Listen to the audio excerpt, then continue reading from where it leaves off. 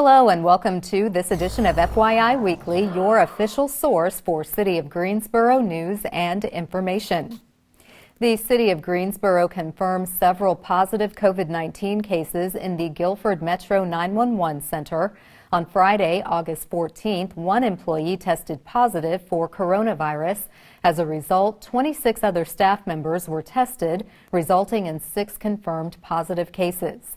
Guilford Metro 911 Director Melanie Neal said, "We are ramping up our preventative measures in our workspace and working closely with Guilford County for contact tracing and providing guidance for isolation or quarantine as appropriate." Despite the number of staff members who contracted COVID-19, residents will not experience any interruption in service when calling 911. In other COVID-19 news, Guilford Works is sponsoring a virtual event showcasing agencies and organizations dedicated to providing essential services to those whose lives have been disrupted by COVID-19. Bounce Back, connecting resources to our community, will take place from 11 a.m. to 2 p.m. on Thursday, August 27th. Attendees can visit virtual booths and displays representing various community resources, including housing, utilities, health and wellness, food pantries, employment, and clothing, just to name a few. Attendees will also be able to engage with representatives from various organizations that provide resources to meet these specific needs. There will be the option to register for services and additional support. Access Bounce Back, connecting resources to our community online or at the NC Works Career Centers in Greensboro and High Point. The Guilford Works Mobile Career Center will be on site at the Renaissance Shopping Center on Phillips Avenue, providing computers and access to the internet to ensure everyone can participate in the event.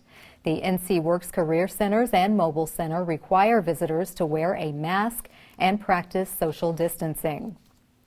Guilford County landed a North American designer and manufacturer of drop-ship ready-to-assemble home furniture for its new U.S. manufacturing center.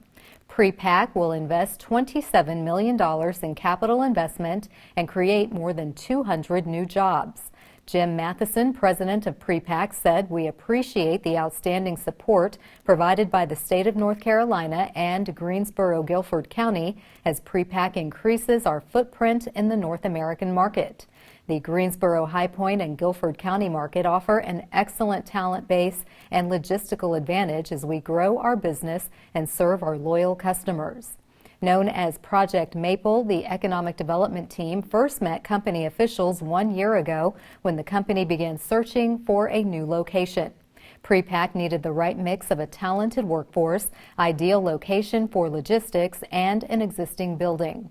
The company will be located at a new spec building in the Rock Creek Center in Whitsett. In an effort to help each of us improve our quality of life, the city developed a partnership with Cone Health to share a series of brief and informative videos designed to inspire you to make better choices when it comes to healthy living. Let's take a moment to check out today's news for your health.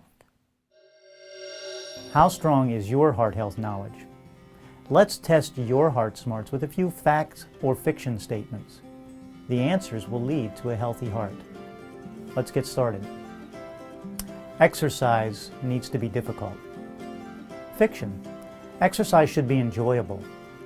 The American Heart Association does recommend 150 minutes of moderate exercise every week. That would be 30 minutes 5 times a week of exercise that might make you a little bit flushed or a little bit winded. In fact, exercise doesn't have to be what we traditionally think of as exercise. Cleaning the house, gardening are all forms of an active lifestyle and beneficial exercise. Chest discomfort or pain do not always occur with a heart attack. Fact: while many patients will present with chest discomfort or arm pain as their symptom of a heart attack, not everybody does. The symptoms can vary.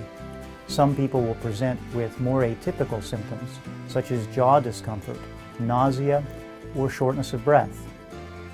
If you feel like you might be having a heart attack, please always call 911. If you don't have a family history of heart disease, you don't need to worry about your cholesterol level. Fiction.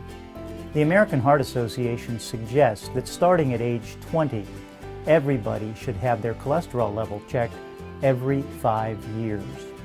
While cholesterol is not the only risk factor for heart disease, it is an important risk factor, and modifications with diet or exercise and sometimes medications are necessary depending on your cholesterol level. Everybody needs to take an aspirin once a day. Fiction. Aspirin is an important medication, and it can help prevent heart disease in some individuals. Aspirin needs to be prescribed by your provider. Talk to your provider, and they can assess your risk of heart disease and whether or not you would benefit from a daily aspirin. Salads are not always healthy. Fact. While salads can be an important part of a heart-healthy diet, they can also be loaded with excess calories. Fruits and vegetables and healthy oils are recommended to reduce the risk of heart and vascular disease. However, we need to be mindful of our choices and our portion sizes.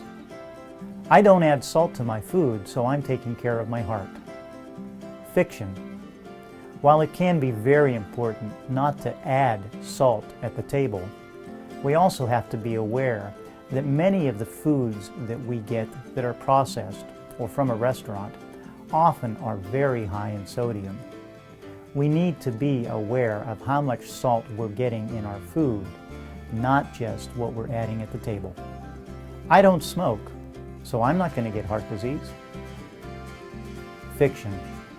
Smoking is one of the most important modifiable risk factors for heart disease. But there are other risk factors as well, including diabetes, high cholesterol, and weight.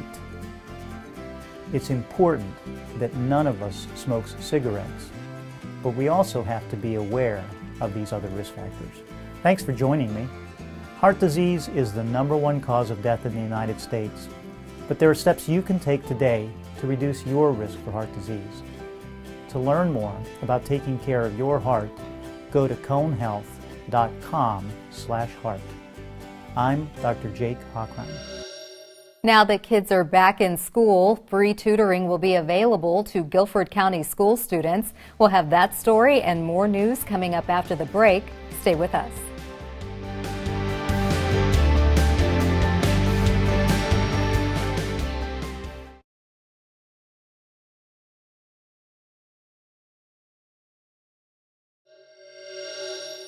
Welcome back to FYI Weekly. The Greensboro Code Compliance Division wants residents to beware of people claiming to be contractors willing to resolve a notice of violation for a cash fee. The city does not request cash payments to resolve code violations. These claims are believed to be a scam. The Code Compliance Division was contacted by a resident who was approached by someone claiming to be a contractor, requesting $250 to mow the homeowner's lawn. If you are approached by someone making a similar offer, verify if this person is credible by calling Code Compliance at 336-373-2111. You may also report this or any other scam to either the Greensboro Police Department or Guilford Metro 911. Say Yes Guilford is pleased to offer free live tutoring this fall to Guilford County school students in kindergarten through 8th grade. Registration is currently open for students in need of a tutor, and Say Yes Guilford is also seeking volunteer tutors. Federal work-study students at GTCC, North Carolina A&T, UNCG, and Greensboro College will join community volunteers to work with students up to 2 hours per week through the fall semester. Tutors will be available to help students improve their skills in math, reading, science, social studies, and assist with homework. Sessions will take place one-on-one via Zoom. Say Yes Chief Impact Officer Amanda Roseman said Say Yes Guilford established these partnerships with our local universities in the 2019-20 school year, and they were eager to expand their work to address disparities that existed before COVID-19. Say Yes Guilford recognizes the pandemic led to widespread learning loss and recognizes a collaborative community effort will be critical to addressing it. The tutoring sessions will begin on Tuesday, September 8th. Creative Greensboro is soliciting 10-minute scripts for the North Carolina Radio Play Festival. This is a collaborative audio play festival produced by Cary Playwrights Forum and Greensboro Playwrights Forum. From the submitted audio plays, a select group will be fully produced on the CPF Radio Hour podcast website. The deadline to submit a play is August 31st. This year's theme is Halloween. Plays must have an element of horror, supernatural, fantasy, or science fiction. No musical submissions will be accepted. Playwrights must be a North Carolina resident. Scripts should be written in standard play format and 10 minutes in length. Maximum of 2 script submissions are allowed per playwright. Each script should be submitted in a separate email. No copyrighted music may be used as part of the soundscape. Recommendations for royalty-free music are acceptable. For the complete list of submission details, please visit the Creative Greensboro website. By now, you have seen posters, TV commercials, emails, and billboards asking you to complete the 2020 census. We need everyone in Greensboro to be counted. Coming up after the break, find out the status of the census response in the Gate City compared to 10 years ago. Stay with us.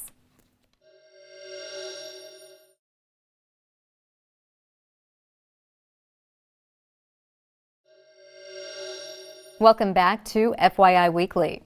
The public outreach for the 2020 census began last fall, well in advance of the pandemic. This campaign is winding down, and there's a lot at stake if each person in Greensboro is not counted. Joining me now to tell us what we need to know about the census is Sue Schwartz. She is the director of the city's planning department. Hello, Sue. Welcome to the show. Thank you, Carla. Always good to see you. You and your team have been working diligently since last fall to get our community on board with the 2020 census. What is the status of our count?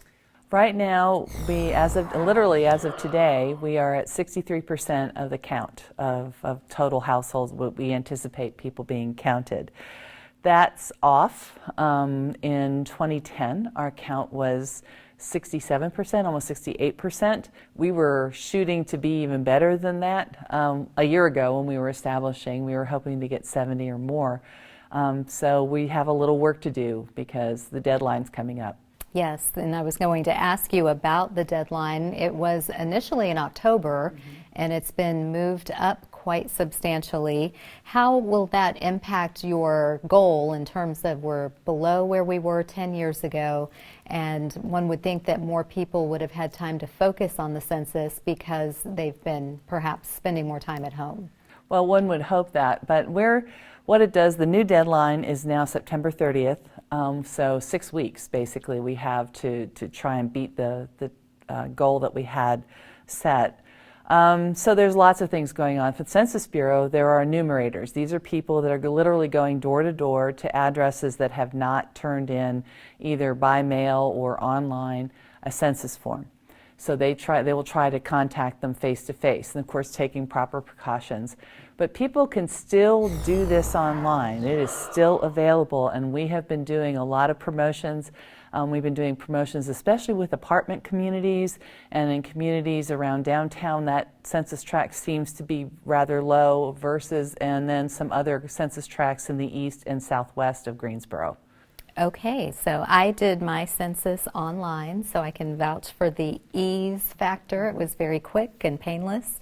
And why is it so critical? You said we had nearly 70% response rate in 2010.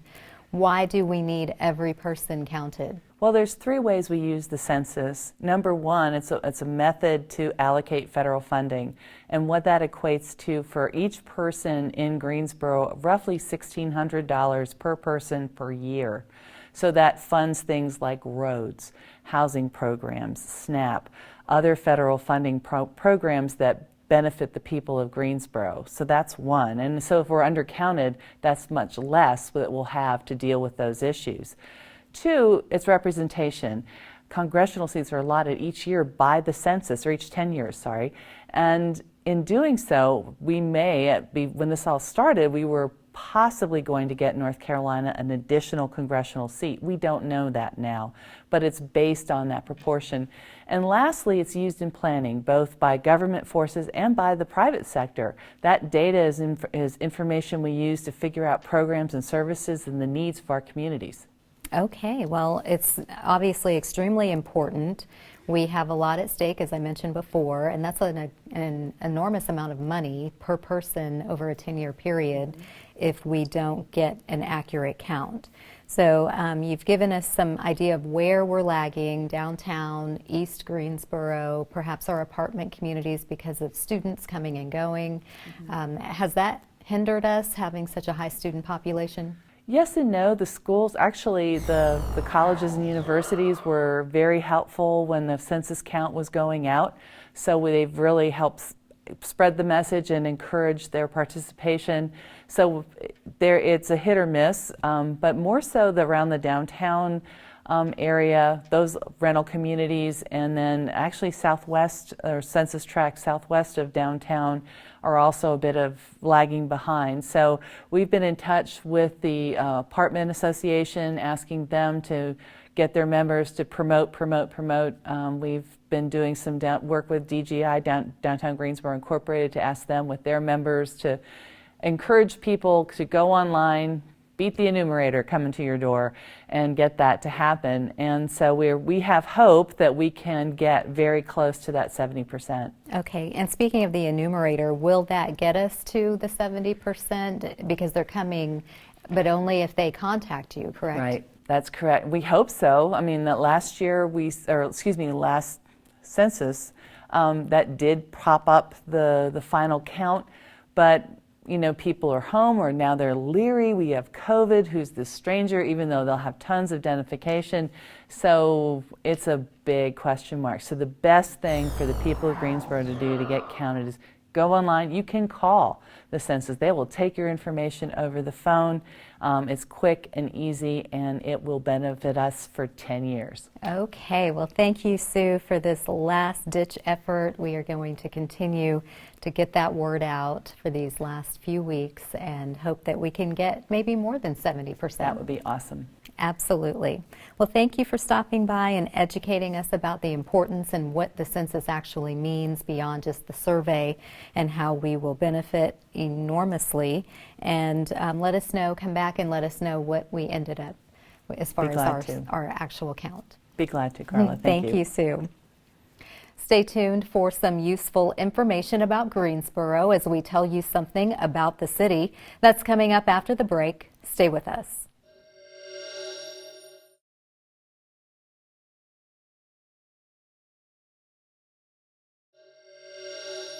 Welcome back to FYI Weekly. One way to stay informed about decisions that impact our city is by attending or tuning in to City Council meetings at 5:30 p.m. on the first and third Tuesday of the month. The fourth Tuesday is reserved for a meeting as needed. Due to COVID-19, the City Council is meeting virtually. The Greensboro City Council meetings are broadcast right here on GTN. The meetings are also streamed live on the city's website and on Roku. City Council meetings usually take place on Level 2 of the Melvin Municipal Office Building, located at 300 West Washington Street. To review the council meeting schedule and agendas, please visit the city's website. Here's an opportunity to learn a little something about the city. With guidance from the North Carolina Wildlife Resources Commission, the city has placed a temporary ban on motorized watercraft on Lake Higgins. This measure, along with an aquatic herbicide treatment, is being taken to reduce the spread of the aquatic plant hydrilla. The herbicide is applied during off hours and is intended to be used in drinking water reservoirs, ponds, creeks, lakes, and streams, and is safe for aquatic life. The U.S. Department of Agriculture identifies hydrilla as an invasive noxious weed. It propagates by rooting on the bed of a lake or stream, but quickly spreads when shredded by propellers. If left untreated, hydrilla alters water chemistry and oxygen levels, outcompeting and displacing native aquatic plants. It inhibits boating, skiing, and other water-related activities.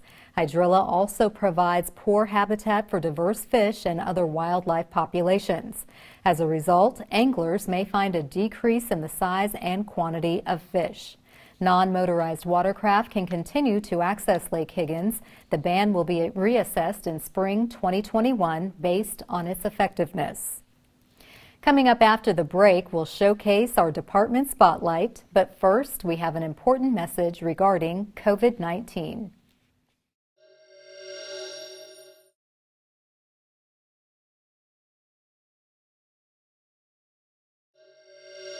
Because not everyone shows COVID-19 symptoms. A cloth face covering can limit the spread from those who do not know they are sick.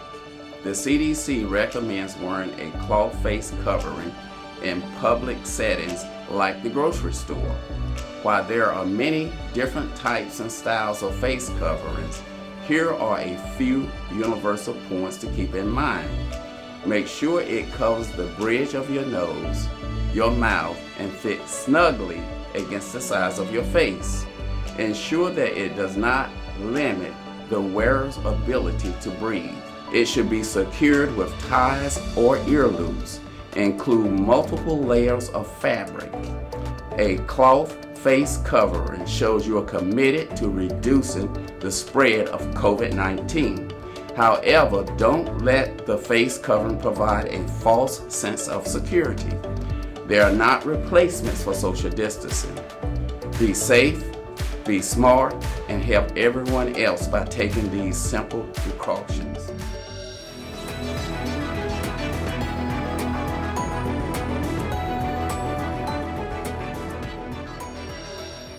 Welcome back. The City of Greensboro has more than 20 departments and several divisions committed to serving you, our residents and visitors. Let's go behind the scenes in our department spotlight.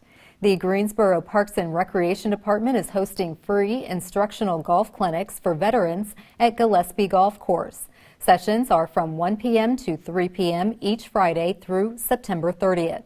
This program is part of a partnership between Greensboro Adaptive and Inclusive Recreation and PGA Hope. Space is limited and registration is required. The purpose of this program is to teach military veterans of any ability adaptive techniques to introduce them to the game or to get them back on the greens. These sessions are taught by professional Golf Association pros. To ensure participant health and safety during the COVID-19 pandemic, participants must bring their own equipment and a face covering. Golf balls will be provided and sanitized. Social distancing will be practiced during the sessions.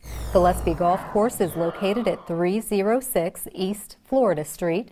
For more information or to register, visit the PGA Hope website or call 336-373-2626. Straight ahead on the other side of the break is this week's Way to Go GSO shout out. Stay with us.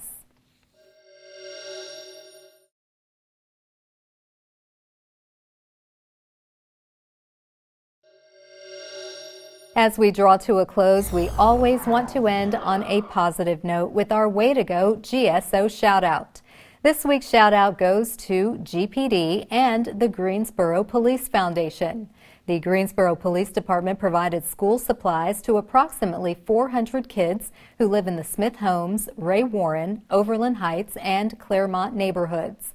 Officers with Public Resource Neighborhood Center, school resource officers, and community resource officers provided masks, hand sanitizer, and school supplies at each site. Porter, GPD's therapy dog, was also on hand to interact with the families. Operation PASS stands for Partners Advocating Student Success. It started in 2012 as an annual back-to-school event. This year, all supplies were purchased by GPD and the Greensboro Police Foundation. Please remember, as more places continue to open, wear your face covering, wait 6 feet apart, and wash your hands often. That concludes this edition of FYI Weekly, but you can easily stay connected to the latest city news by linking to us on Facebook, Twitter, YouTube, and Instagram. Alexa users can subscribe to our 5-minute flash briefings. Be sure to download our weekly podcast, Talk City Greensboro, and now GTN is streaming on Roku. For all of us here at the City of Greensboro, thanks for watching, and we'll see you next time.